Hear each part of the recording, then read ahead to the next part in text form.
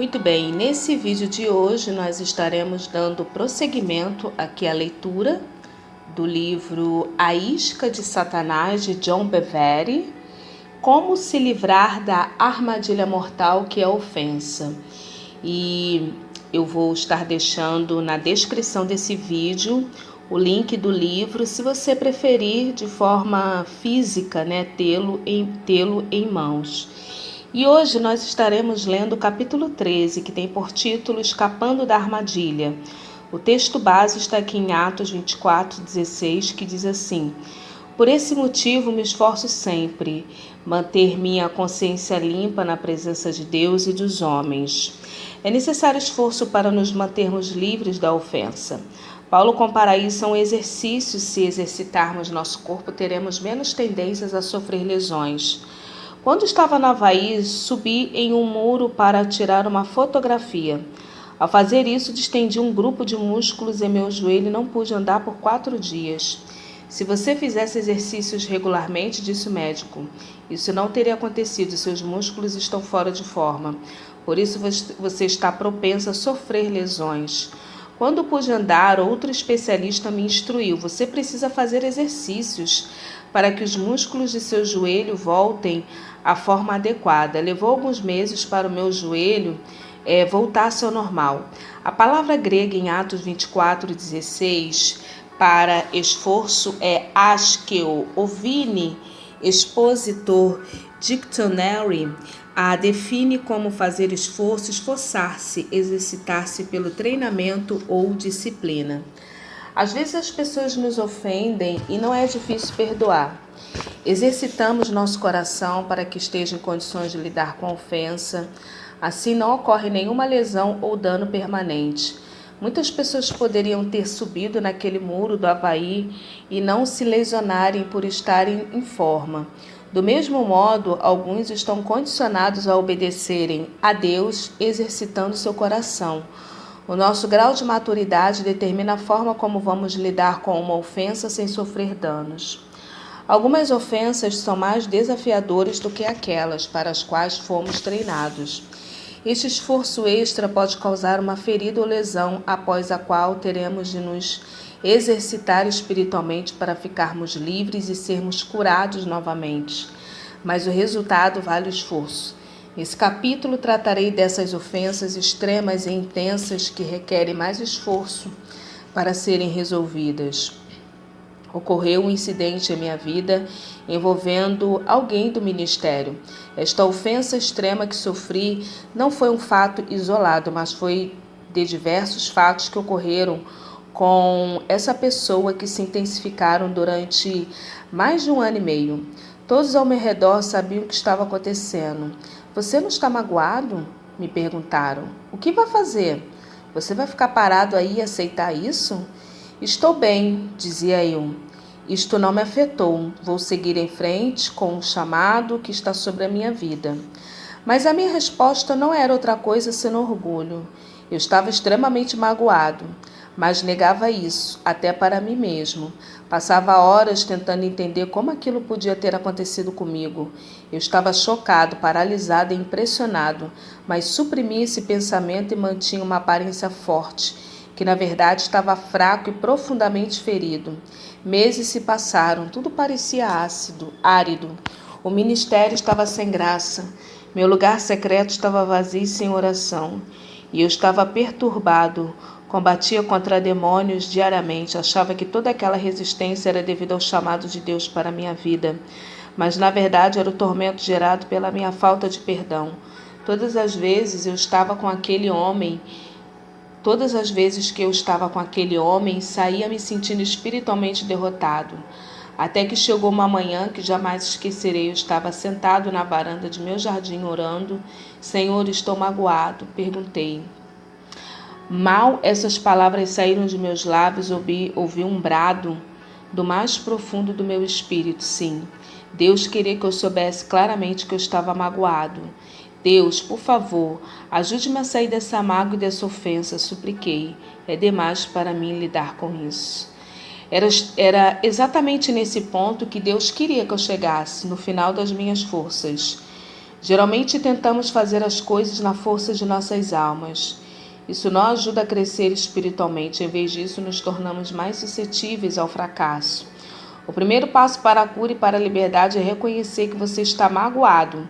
Em geral, o orgulho não quer que admitamos que estamos magoados e ofendidos.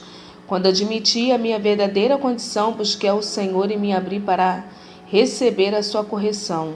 Senti que o Senhor queria que eu jejuasse por alguns dias. O jejum me possibilitaria estar sensível à voz do seu espírito e também me traria outros benefícios. Porventura não é esse o jejum que eu escolhi? Que soltes as ligaduras da impiedade, desfaças as ataduras da servidão e deixes livres os oprimidos e despedaces todo jugo? Isaías 58:6. Eu estava pronto para que essas ligaduras da impiedade fossem quebradas e para ser livre da opressão. Alguns dias depois estava em um culto de funeral. O homem que me havia ofendido também estava lá. Observei-o da parte de trás da igreja e comecei a chorar. Senhor, eu perdoo, eu libero e tudo que ele tenha feito.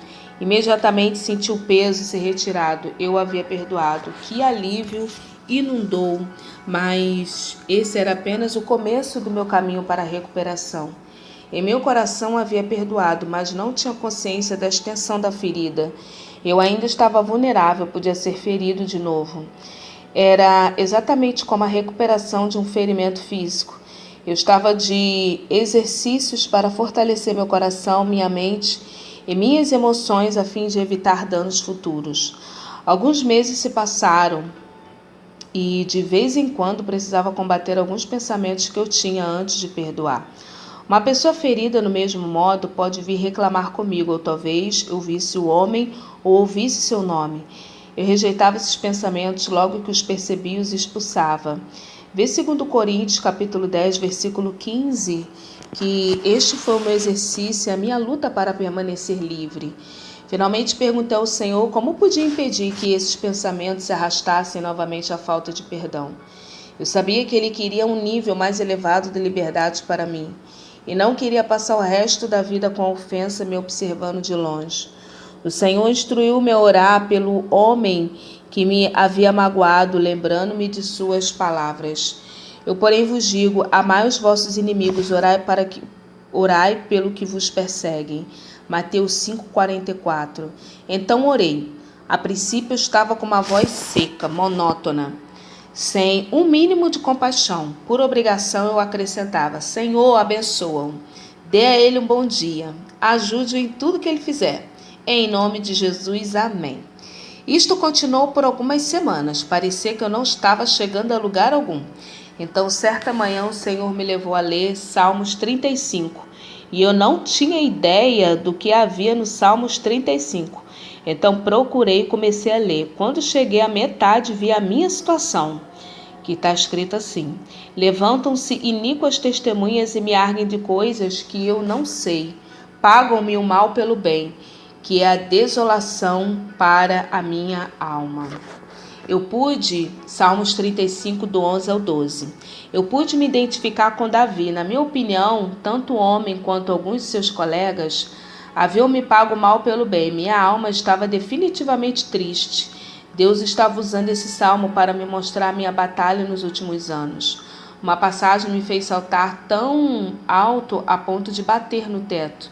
Quanto a mim, estando eles enfermos, as minhas vestes eram pano de saco. Eu afligia minha alma com jejum e em oração me reclinava sobre o peito. Portava-se como se eles fossem meus amigos e meus irmãos. Andava curvado de luto como quem ora por sua mãe. Salmos 35, 13 e 14. ênfase do autor. Disse Davi àqueles homens que estavam tentando destruí-lo. Eles o atacaram com mal, quando ele não havia feito nada para merecer aquilo. Então veio a minha resposta, quanto a mim, porém. A resposta de Davi não se baseava nas atitudes dos outros, determinando a fazer o que era certo. Ele orou por eles como se fossem seus irmãos, chegados, ou como alguém que chorava a perda de uma mãe. Deus estava me mostrando como orar por aquele homem. Peça para ele as mesmas coisas que você quer que eu faça por você. Minhas orações mudaram completamente. Já não era mais Senhor, abençoa-o e dá a ele um bom dia. Elas passaram a ser totalmente impregnadas de vida. Eu orava: Senhor, revela-te a ele, dê uma forma grandiosa, abençoa-o com a tua presença, que ele te conheça mais intimamente, que ele seja agradável a ti e honre o teu nome. Orei pedindo o que queria que Deus fizesse em minha própria vida. Dentro de um mês, orando apaixonadamente por ele, clamei em alta voz: eu o abençoo, eu o amo em nome de Jesus. Foi um brado do mais alto, profundo do meu espírito. Eu havia passado de orar por ele, por amor a mim, a orar por amor por ele, e acreditei, e a cura havia sido completa. Algumas semanas se passaram e eu ouvi novamente. Uma sensação de desconforto permanecia em meu coração. Eu ainda lutava contra a vontade de ser crítico. Você precisa ir até ele, John. Minha mulher encorajou-me. Não tem, garanti a ela. Estou curado agora. Mas sentia que o Espírito Santo não testificava com o que eu havia acabado de dizer. Então perguntei ao Senhor se precisava ir até ele. Ele me disse que sim.